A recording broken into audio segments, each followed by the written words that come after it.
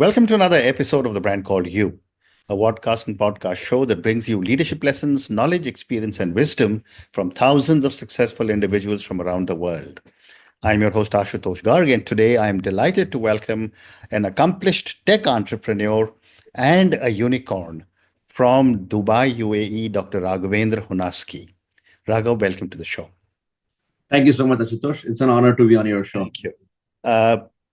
Raghav is the co-founder and chief marketing officer of Zeebu, which is the world's first on-chain invoice settlement platform for the telecom carrier industry. It is also UAE's most recent unicorn. Raghav has been ranked amongst the top 100 global CMOs in the world. He's a serial entrepreneur, started his first outcome-based agency and sold to private equity firm, and he has built the first digital listening platform. So, Raghav, my first question before we talk about Zeebu is tell me a little bit about your own journey in brief. Yeah, sure. So, Ashutosh, I believe I have been a marketer all my life. Started my journey as a career as a device driver programmer. I used to do programming in C and C++. But very soon, within a year, I realized I was not cut out and meant for programming. Went to IIMB, got my formal education, and then been doing marketing all my life. I was the first few employees who got hired in Google. That's where I started my marketing journey. I was part of a team that built what today is called Google Pay. It was called Google Checkout back in the day, and then worked with YouTube and few other interesting products. So Google taught me a lot. And then I worked with Infosys. Then I worked with a few other companies. And then roughly about 11 years ago, I started my first company. It was again a marketing agency. Yeah. Built it for 3 years, grew it to a 100 employees team. We did everything from very tactical social media to very strategic work for helping brands. Sold that company to a private equity firm, built my second company, which was Thought Folks. Well, that was again around marketing, but more in digital listening. That was a product. Built and sold that as well. And then this is my third stint as a CMO. So yeah, it's been marketing all my life. Amazing. So let's talk about Zeebu, which is the world's first on-chain invoice settlement platform. Sure.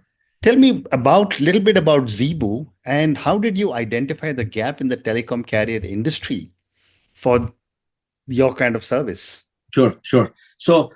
So the interesting part of Zeebu's journey was we never set out to become a Web3 company, a token, a crypto, or any of that. We wanted to build a technology company. We wanted to build a PSP, payment solutions provider, which will help, cross-border settlements. When we look at telecom carriers, right? Let's say you are for example, AT&T in US, and you want to send money to Africacom. Probably you send a $25 million, but if let's say it is an emerging economy, it's a country where the bank just doesn't hold $25 million of foreign currency, the settlement would take anywhere from 2 days or a week to almost up to 10-15 days. So the customer has to suffer those 15 days because of banking issues. Correct. So we said, how do we create something that will solve the problem? And that's when we said, let's leverage the power of blockchain. And that's how Zeebu came into existence. Amazing. And, there are so many other platforms which are doing a lot of things which could be similar to Zeebu. How are you different? So three things. One, we are a PSP solution provider with our own native value transfer mechanism, which means we use ZBU token, which is our own native token, and you can use that and do it. Number one. Number two, nobody else offers the kind of flat fee we offer. We charge 1% to sender and 1% to receiver, whether you do 100 million, whether you do a 50 million or whatever. And our platform is very robust and secure, built to handle large transactions. If you look at our journey in the last 2 years, we have done about $5 billion of transaction on our chain. Wow. For about 135 customers across 50 plus countries. That's what makes us very unique. Yeah. Amazing. And, when you started, I'm sure you came across a lot of challenges, but what are some of the biggest misconceptions people have about Web3 and blockchain in the telecom industry? Sure. So both, right, telecom and world at large, Ashutosh, what happens is people look at the moment you say blockchain or Web3, the first thing that comes to mind is crypto. And the moment you say crypto, the first thing that comes to mind is, maybe it's a meme coin, maybe it's a shit token, maybe it's a pump and dump story and all of that, which is not true, right? I mean, blockchain extends way beyond crypto, extends way beyond all of this. It's a beautiful technology that can accelerate anything. Like we are using it for transaction processing for telecom. It can be used for oil and gas trade. It can be used for commodities. It can be used for 100 other things. So that's the biggest misconception, and hence the whole industry is suffering a little bit with the reputation problem. But I think there are a lot of beautiful case studies, not just Zeebu. There is something called XRP. I'm sure you know Bitcoin very well. We have Bitcoin, we have Ethereum. There are a lot of these Web3 projects that are now building immense trust, brings a lot of transparency and all of that. And the industry is transforming at a very rapid pace. Wow. Yeah. And how did you ensure trust and transparency in the telecom carrier industry, which is often very highly competitive? Correct. So you're right. I mean, spot on. This is a very competitive industry, and second, if you have to be like, if I have to do a 5 billion transaction, right? I should have built enormous trust, build a lot of transparency. So first thing, we have a live dashboard which is at dashboard.zeebu.com, where customers at any point can go and see what transactions are happening, who is processing it, what is the number of invoices, value of invoice, all of that. Number two, all our data can be verified on the BSE scan, which is like an open public platform where you will see exactly which person is doing what amount of transaction and how much fees he has paid. The third thing that we have done as an organization very consciously is we have brought the world's some of the finest KYC, KYB players. Every single customer on our platform is fully KYC and KYB. And all of this has been audited and the reports are public. And hence, we have built immense trust in the community and the ecosystem. Amazing. Yeah. Raghav, my next question is that with Web3 being a relatively new and rapidly evolving space, how do you approach talent acquisition for Zeebu? Well, absolutely. That has been a constant struggle for us, Ashutosh, because two things I will tell you. One, we need guys who are like innovators and who are builders and not just people, writing flashy things on their profile. And number two, this is also fairly new, right? Like, for example, if I tell somebody, hey, I want to hire an architect who has built an L1 chain and who can do, who can probably build something on my PSP where I want to, have 55 different currencies supported on both the sides, people will not even understand the problem statement. What has helped me and what has worked is ecosystem and community. Like, let's say when I want to do a leadership hiring and when I float it in my ecosystem, in our community, people like, let's say, I know Ashutosh very well and I trust you. I mean, whenever it comes to hiring somebody great in marketing, branding, when I reach out to and when you refer, it has always worked out much better than going to any headhunter, or recruiting on any social recruitment platforms and all of that. So 90% of my hires, especially because we hire globally, we have office in New York, London, and then Dubai. All our international workforce has been mostly hired through references, and that has worked phenomenally well. And my suggestion to anybody, right, building a complex technology platform or any of that, to them would be, rely heavily on your connections, on your friends, on your network, on your community. That will get you the best talent in the world. Interesting. And what role does user experience play in a highly technical platform like Zeebu? And how do you prioritize it during development?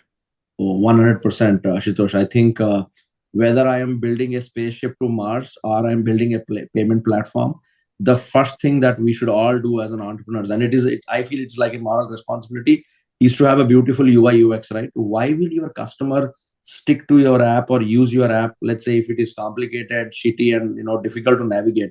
So first thing that we built, for Zeebu as a philosophy was, if the transaction had to be done by an 8th grade kid, it should be that simple to navigate. Right. How can I reduce? My goal was not just, making it beautiful and colorful. How do I reduce 25 clicks to 5 clicks and still make the platform very efficient? That's how we built. And we've been very fortunate in terms of getting the right talent in the UI UX space. The beauty is none of them were from Web3 platform, but they have built some of the greatest products. So we kind of brought them integrated and, it's working beautifully well. And if you ask me, that is probably like my number one priority in my product engineering team, especially. Amazing. Yeah. 2 more questions relating to Zeebu and then we'll talk marketing. Yeah. What are some of the lessons you have learned from scaling Zeebu to a 1.8 billion market cap?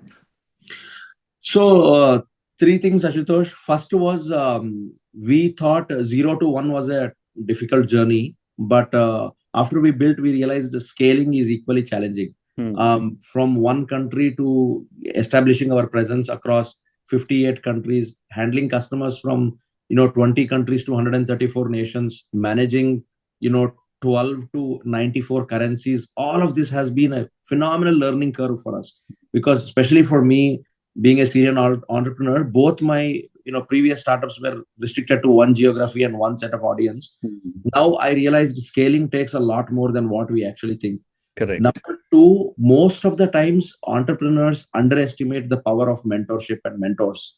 I think with the right mentors on board, the growth and accelerate growth can happen at a much faster pace.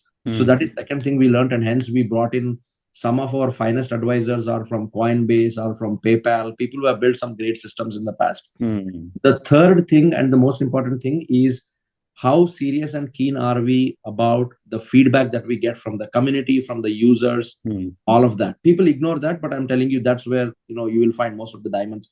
So we do this formal town hall in Zeebu, where every month we talk to thousands of our users, community members, and all of them, and we ask them, hey, how can we make the product better? What are the three things I can do that will make your experience better? And trust me, that has given me phenomenal input and feedback. So these are three of my significant learnings in the journey, Ashutosh. That's it. And as you look ahead for Zeebu, what is your long-term vision for the company, and where do you see it in the next 5 years?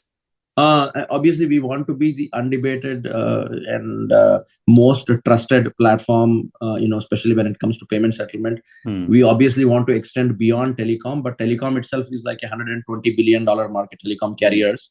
But the goal is to see how we can extend this to other use cases. The third thing is to continue to remain a frictionless, most trusted and secure platform for doing transaction. I think that's our goal. Well said. So let's now talk about your passion, which is marketing.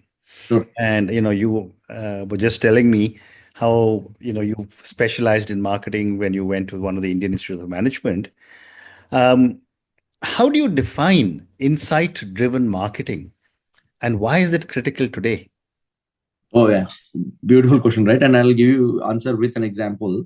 So if you look at 10 years ago, Ashutosh, I mean, you are a great marketer. You're a branding guru yourself, so you will agree with me. Lot of CMOs, the mistake that we did was we used to believe that if certain kind of performance marketing has worked, certain ad copies have worked, then I will continue to use it, beat it till the death. But that's not true. What happened was when we started, when we started this whole journey of insight-driven marketing, right? I realized when I'm selling a FMCG product, probably using an influencer has helped me most or got me the highest ROI versus when I'm selling a software where I'm using certain features and certain different. So what I realized was one size fits all will never work, be it performance marketing, be it outreach, be it messaging, be it ad copies. Second, your user data and your analytics can help you tailor campaigns that will give you highest ROI. And I personally have experienced it as a CMO in multiple stints and multiple products, both while I was running my own agency and also when I was working for some of these large corporates. So I feel and I believe intelligent marketing, AI-driven marketing, data-driven marketing is the future. I mean, that's where the whole world is heading towards. And if anybody wants to see themselves as a successful CMO few years down the line, it is inevitable that they should master the art of insight-driven marketing. Amazing. Yeah. And with technology and consumer behavior changing constantly, how do you stay ahead of marketing trends? So I keep telling this to a lot of people, right, Ashutosh, and you will agree with me. Marketing is one hell of a sexy job, but least thanked and least acknowledged, right? Because a lot of people, if they are not deep into it, they conceive marketing is about painting it red. Correct. Are you doing my PPTs well? Are my collaterals good? But marketing goes way beyond all of that. Today, I was talking to a friend. He was the advisor to CMOs in Forrester Research. We were having a coffee conversation, and he told me, Raghav, I have seen some of the largest billion-dollar organizations where the most critical decisions are done by CMOs. So CMO is not your guy who's just going to create a flashy website or a beautiful PPT. He's a guy who's going to tell you, boss, let's do this. This is where the future is. Absolutely. CMO's role is a navigation. He will tell you this is where my organization should go 10 years from now, and these are the trends that we should look at. So that is Absolutely. what our role is transforming into. And I'm very proud being from this fraternity, and I'm sure so are you, that CMOs are now, one of the main agendas is in any board discussion telling where the organization should be. Absolutely. Yeah, You know, yeah. you're so right. CMOs are a very critical part of the C-suite of every major organization. True, true. Very well said. But my next question for you, Raghav, is what role does storytelling play in building strong brands? And how do you incorporate storytelling into your marketing strategies? Beautiful. So I think if there is one skill or one art that every CMO should be mandated to master, that's storytelling. Mhm. And I highly recommend people on this show, people, the audience, to read some of the finest books that you have written. I have personally read your books, and I'm a great fan of your work. Thank you. And I think what marketeers should do is, if you are great in storytelling, it doesn't matter whether you are building a beauty products like Nika, or Mama Earth, or you are building a complex software like Freshwork, any of these SaaS product. The moment you are able to connect to your audience, and the moment you are tailoring your messaging, and you know how to precisely word, be it your ad copy, be it your social media post, or be it your podcast where you're telling your audience what your product does, I think you have won half the battle. If I mean, I personally, Ashutosh, have seen people who have pumped millions of dollars with wrong messaging, wrong Yeah. storytelling, and it has Mhm. led nothing. I mean, it has led Correct. to a disaster. So Correct. you might have $1 million marketing budget, you might have all the power in the world to run all the ads, but if you don't get your storytelling right, trust me, things won't work. Very well said. Absolutely right. Um, in your experience, what are some of the biggest branding mistakes companies make, and how can they avoid them? And give me one example if you can. Sure. So a lot of people, Ashutosh, mistake branding with just colors and Yeah. caption and logos and all of that.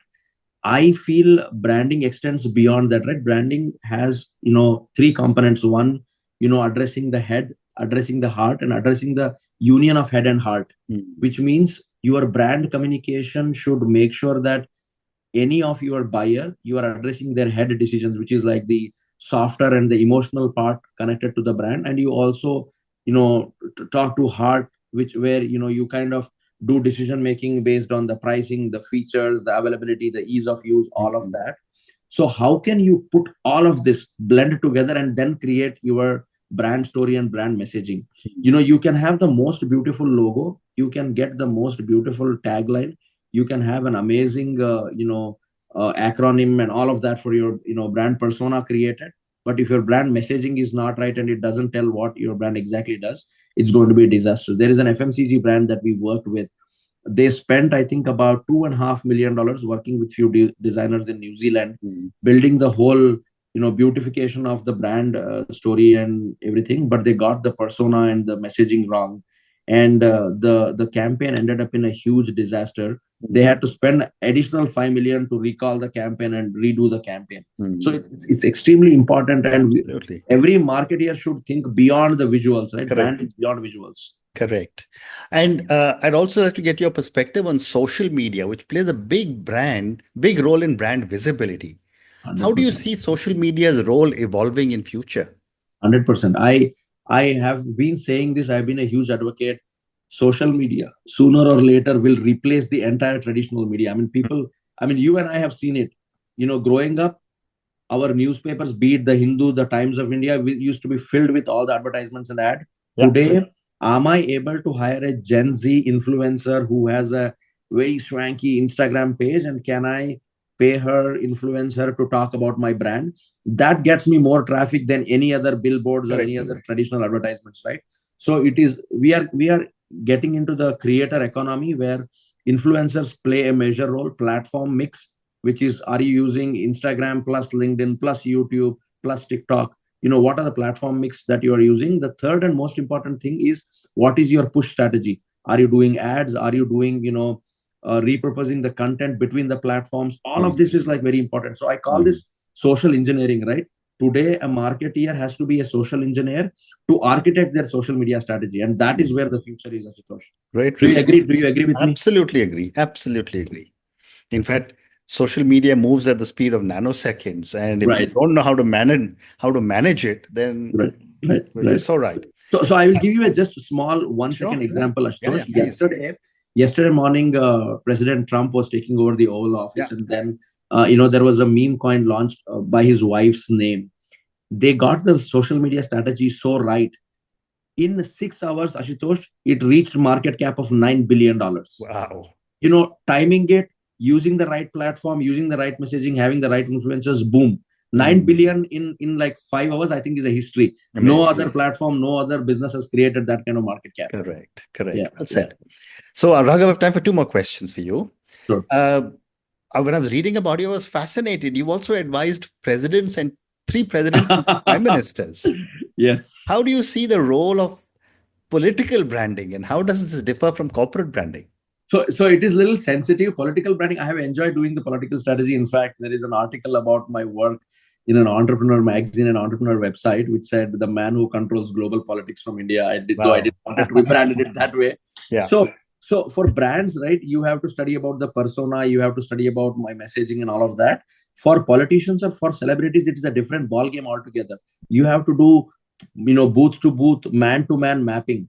How can I create a push messaging to an audience where they are compelled to select me as a leader, right? Mm. Let's say in region A, I Mm. will talk everything about women empowerment because my, female voters are much higher. Mm. Whereas I will talk about, youth empowerment in the next region because there are a lot of people who are like looking for employment. So how do I mix and match my messaging?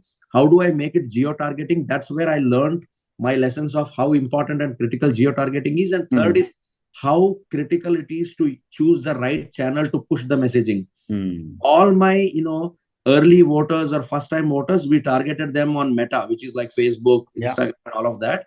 Whereas the voters who were much senior and much, sophisticated, we targeted them through other channel mix. So it is the mix of the channel, the messaging, all of that, right? And it taught Correct. me so many things, and I love doing it. Yeah. Amazing. And my last question for you, Raghav, as someone who teaches marketing and branding globally, Sure.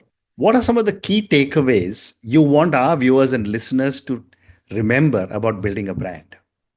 Oh, wow. Beautiful question. So Ashutosh, first thing is, I believe, learning comes in different forms and format. Mm. If they just tune into some of the great contents that is available on net, for example, the brand called while they are on treadmill, while they are walking, if they consume that content, that itself will give them a lot of insights. Number one. So be very open to learning from all these new age channels. Mm. Number two, like I said, marketing is way beyond visuals and appealing designs and all of that. If you want to be a very successful CMO, you want to see yourself being CMO of a Fortune 10 companies in next 10 years, your goal should be you should go mile deep in technology, in platforms, in AI, in analytics, and all of that. Be hands-on on that, and that is going to give you success. Yeah. No matter what new platforms come, which new age tools come, content is going to rule. So if you want to be a great marketeer, your focus should continue to remain on content. While the type of content and the format of contents differ, but the core of content and messaging will continue to remain. And you need to make sure that you are staying true to that mission. I think, just these will kind of help people leapfrog in the journey of branding and marketing. Fascinating. And on that note, and your three amazing lessons, always be open to learn. Second, you said was irrespective of who you may be, technology is critical to understand. And the third one you said was content will always be king. Right. Thank you, Raghav, for speaking to me about your own amazing journey. I thought we covered some very interesting grounds in Zeebu, and the work that you're doing in a unicorn seems to be absolutely fascinating. We also managed to cover some very interesting thoughts from you on global marketing and branding. Thank you again for speaking to me, and good luck to you. Thank you so much, Ashutosh. It was a pleasure talking to you on your show. Thank you. Thank you. Thank you for listening to the Brand Called You videocast and podcast, a platform that brings you knowledge, experience, and wisdom of hundreds of successful individuals from around the world. Do visit our website www.tbcy.in to watch and listen to the stories of many more individuals. You can also follow us on YouTube, Facebook, Instagram, and Twitter. Just search for the brand called you.